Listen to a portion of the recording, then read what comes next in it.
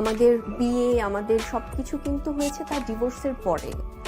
হ্যাঁ, তো আমি সেখানে ওভাবে মেনশন করেছিলাম যে তার 2017-র আগে আমরা যখন টাচ করছি। সাকিব অপুর এক হওয়া মানতে পারছেন না শবনম বুবলি, তড়িঘড়ি যুক্তরাজ্যে ছুটলেন তিনি।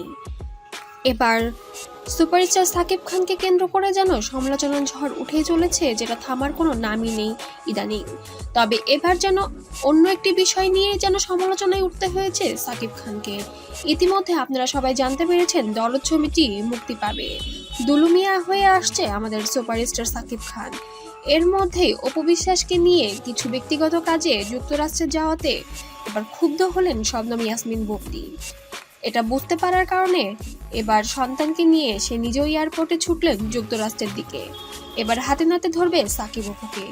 আসলে এখানে হাতে নাতে ধরার কিছু নেই, এটা তো সবাই জানে সাকিব অপু সংসার করছে এবং সন্তানকে যুক্তরাষ্ট্রে পড়ানোর জন্য সেখানে সিটিজেনশিপ নেওয়া হয়েছে এবং সেখানে একটি অ্যাপার্টমেন্ট নেওয়ার জন্য কিছু ব্যক্তিগত কাজ ছিল এবং কিছু অফিস আদালতের কিছু ডকুমেন্ট ক্লিয়ার করার জন্য তাদের দুজনকে একসঙ্গে যেতে হয়েছে। কেন শবনম ইয়াসমিন বুবলি এটি স্বাভাবিকভাবে না নিয়ে সে এতটা রিয়্যাক্ট করে এবার যুক্তরাষ্ট্রের দিকে পথ পাড়ি দিচ্ছেন?